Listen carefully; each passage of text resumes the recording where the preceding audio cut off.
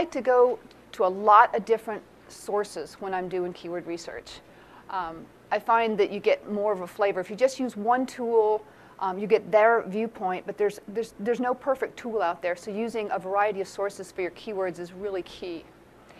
The first thing I like to do is what we call a brainstorming session. You've probably all done it.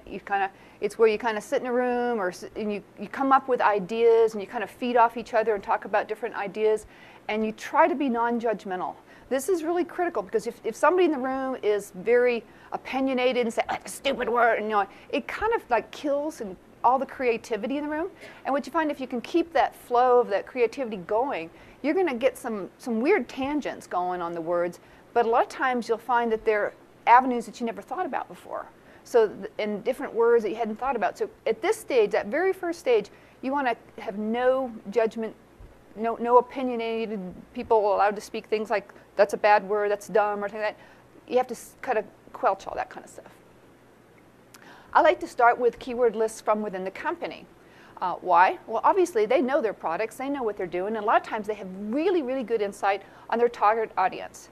Now, the drawback is occasionally you'll find that they know their products so well that they're using jargon, and they're using insider speak.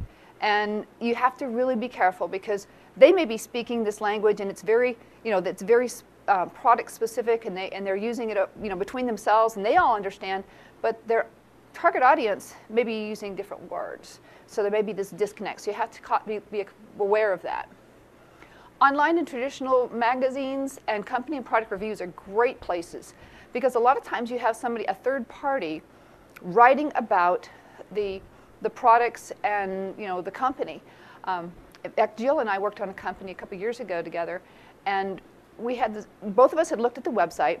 We'd read through it. Both of us on multiple times had read through the website trying to figure out what their product base was. We couldn't tell. This is bad, but it was written in this very corporate enterprise speak, and we're sitting there going, what is it? So I remember I went online and I started looking at product reviews, and it was written by some third-party journalists about the products that this company did. And it wasn't until I read these reviews I could figure out what they sold, because you couldn't get it from their website because they were such a disconnect. They just used terms that nobody but they used. So a lot of times that's a good way to find out good information.